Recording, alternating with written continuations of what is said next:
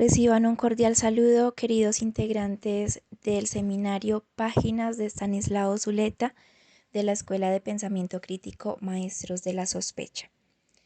En primer lugar, de parte del equipo coordinador de este seminario, reciban nuestra gratitud por el trabajo que se adelantó durante la segunda semana.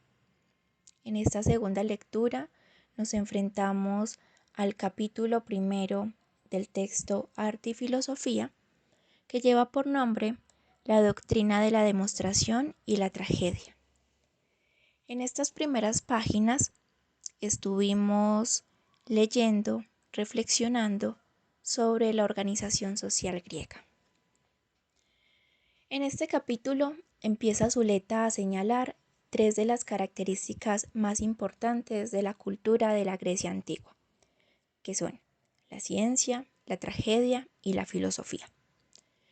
Estos tres resultan ser pilares fundamentales, no solo para entender el pensamiento de esta sociedad, de la sociedad griega, en otras palabras, su relación con el conocimiento, sino para mostrarnos por qué es aún vigente, por qué la estudiamos y por qué nos sirve para ponerla en contraste con la sociedad a la que pertenecemos. Para abordar desde una posición crítica el texto, partamos entonces desde la idea de ciencia. Nos dice Zuleta que aunque se haya dado algún avance relacionado con la geometría o con la astronomía principalmente, en lugares distintos a Grecia, es allí donde se hace un real aporte a la ciencia moderna, pues ésta da un paso más adelante del pragmatismo que era común a todos los desarrollos dados en otros lugares. Y aquí es donde se extiende un puente entre la ciencia y la filosofía, para darle paso a una forma de vida en la que explicarse el mundo tiene que ver tanto con el hombre en sí mismo como con los fenómenos que le rodean. Tenemos así el mito por un lado y la demostración por el otro. Es importante señalar que, si bien la teoría del conocimiento que se instala en la Grecia antigua no se resuelve a través del mito, sino desde la ciencia, esto es por el lugar que el mito tiene dentro de la vida de los griegos. Un lugar desde el cual no se trata de dejar en la religión la explicación del mundo, a diferencia, por ejemplo, de la concepción judío-cristiana. En cuanto a la doctrina de la demostración, podemos observar desde la formación propia en campos relacionados con la ciencia que la demostración está desprovista de dogmatismos, de jerarquías o de imperativos categóricos y racionales. La ciencia requiere un conocimiento objetivo, verificable y reproducible, lo que se da por la vía de la demostración. Sin embargo, este camino es difícil y requiere de esfuerzos que a veces no son suficientes. La ciencia trata de llevar los fenómenos que busca explicarse por ese camino hasta que puede hallarles una salida, una explicación de acuerdo con los principios científicos de la demostración. No podemos dejar de lado el hecho de que la ciencia, a medida que avanza en sus búsquedas y descubrimientos, puede llegar a modificarse, es modificable. Pero los cambios que se operan en ella, en las explicaciones que da del mundo, atienden a formas explicables desde la demostración. Y es tal vez aquí donde se halla una diferencia importante con la filosofía propiamente. Debemos decir, antes de entrar en este segundo punto, de entrar en el tema de la filosofía, que si bien la filosofía es un medio de pensar y explicar el mundo, esta no tiene el pragmatismo de la ciencia y está abierta a las diferentes posibilidades que la subjetividad humana le dé. Pensando en la sociedad actual, vemos que al ser el conocimiento algo mutable, se malentiende esta característica y dejando a un lado toda seriedad y rigurosidad, se dan como hechos, como verdades, muchos supuestos que terminan obedeciendo a intereses individuales, a intereses económicos, a intereses de poder, que sin ninguna base científica se ponen en la sociedad a circular con gran facilidad actualmente por la facilidad de los medios de comunicación a los que accedemos masivamente hoy. Y entonces estos postulados o afirmaciones basadas en que la ciencia es algo provisional, que tiene muchos caminos a los cuales recurrir, termina permeando todos los rincones de la vida. Entonces vemos también cómo la lectura nos da luces para ver las formas de vida actuales en un contraste que nos hace reflexionar sobre la manera como nos relacionamos con el mundo y con el conocimiento, en donde tenemos una forma en la Grecia antigua y otra forma en la sociedad occidental contemporánea. Ahora vamos de la ciencia a la filosofía. Vamos a ir por el camino que está unido desde la libertad y desde la verdad. Hemos visto cómo la ciencia y la filosofía se unen por un vínculo que es el pensar propio. He aquí una forma de la libertad, y esto poniéndonos en el contexto de la Grecia antigua, desde donde el mundo adquiere una multiplicidad de posibilidades y no una sola que se tiene como absoluta.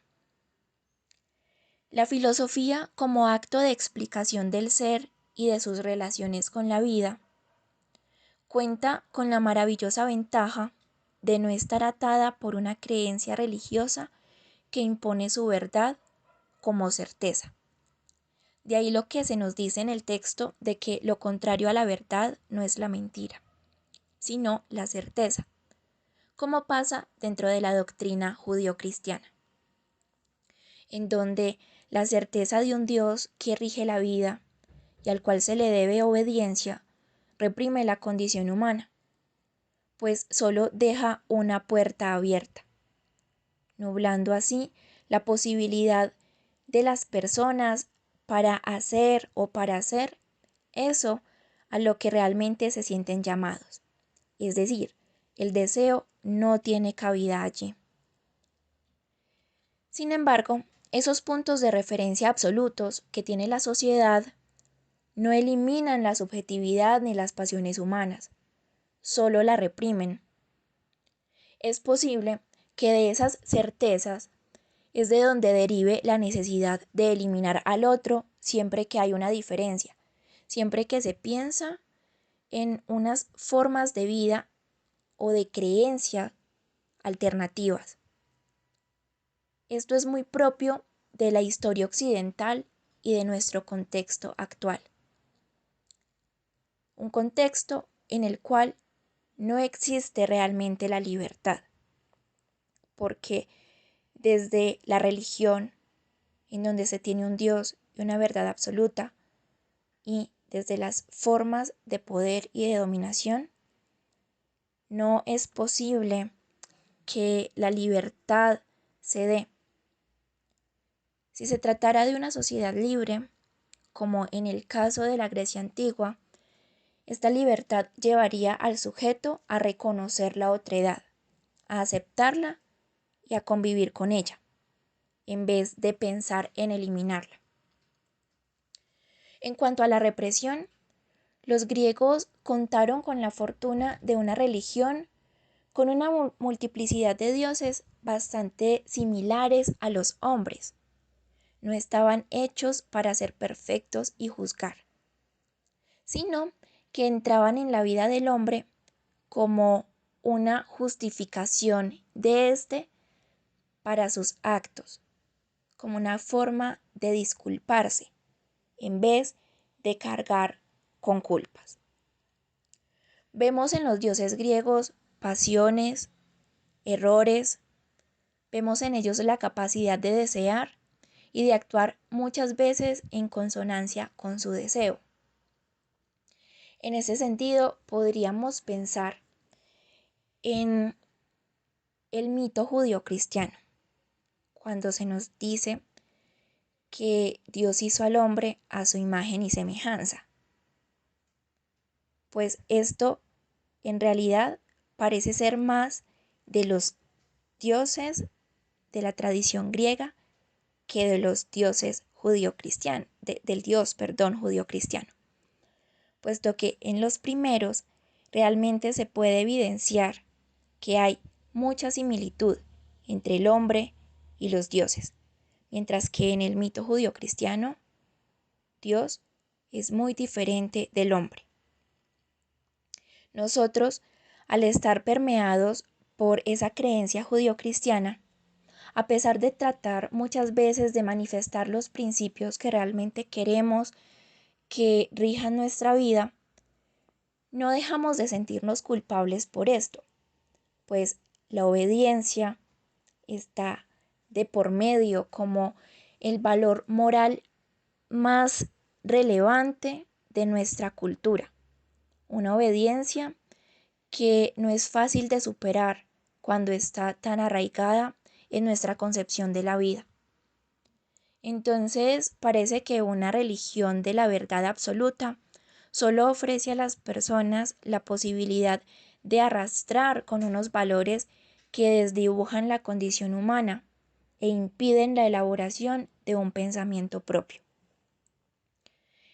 En este sentido, uno de los temas más reprimidos por la religión, en el caso del mito judío-cristiano, ha sido la sexualidad. Maravillosamente, para los griegos, sus dioses tenían sexualidad y la vivían, le daban paso.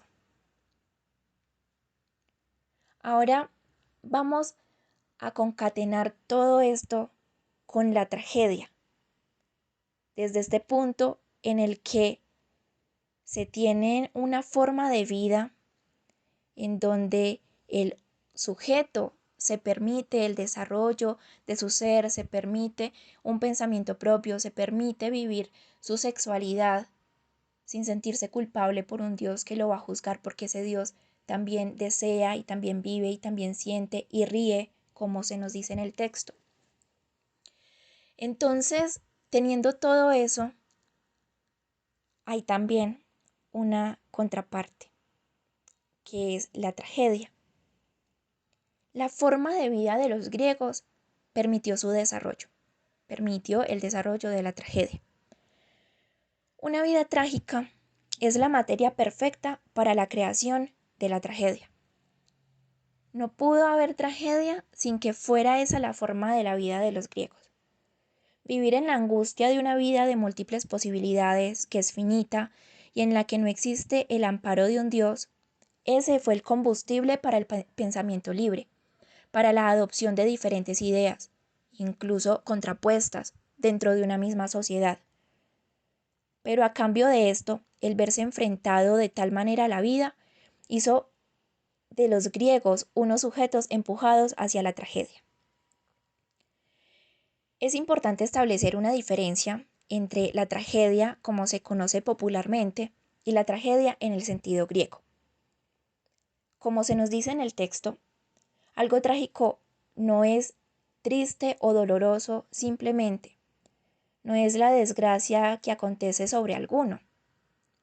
Lo trágico es toda aquella situación en la que la misma libertad del sujeto lo pone en medio de dos fuerzas que operan sobre él, pero que son irreconciliables.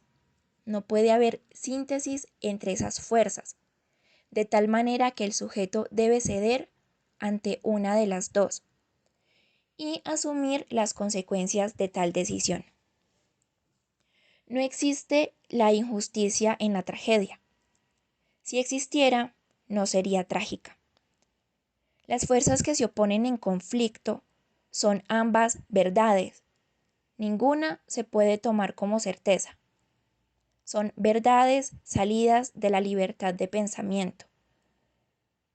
Y hay también una libertad en el sujeto para ceder ante una de estas y asumir las consecuencias de su decisión, como es el caso de Antígona, que está en medio de dos fuerzas, una fuerza que es la ley del hombre, la ley del rey, una ley social, y por otro lado hay una ley que la separa de la sociedad y la une más hacia el sentimiento familiar. Y es una ley más antigua que la ley del hombre. Es una ley de carácter divino. Y de ahí su necesidad para enterrar a su hermano. La necesidad de darle sepultura a los muertos. En este caso, a un miembro de su familia. Entonces Antígona debe elegir entre estas dos fuerzas, ceder al poder de una de ellas. Termina cediendo al poder de la fuerza del amor por su hermano, de la fuerza divina que le ordena darle sepultura. Y allí debe ella entonces asumir las consecuencias de la decisión que está tomando. Es interesante pensar que la verdad no genera ninguna felicidad, sino que genera angustia. En el caso de Antígona se encuentra ante dos verdades y el hecho de que sean verdades ambas es lo que genera la angustia en ella, porque no puede encontrar una salida en donde ambas verdades puedan tener cabida. Es variable, la verdad también es modificable, porque pueden existir múltiples verdades. En ese sentido, podemos ver que en la vida también hay tragedias propias. Hay fuerzas que se oponen de manifiesto sin que podamos hallar una conciliación entre ellas. Eso es lo que pasa cuando hay un deseo que se quiere satisfacer, pero también hay una culpa impuesta por la obediencia a esa verdad absoluta que todo lo quiere acaparar. Un ejemplo de esto puede ser la posibilidad de la objeción de conciencia. Hay allí una tensión entre las creencias propias y las leyes sociales, las leyes en el sentido jurídico.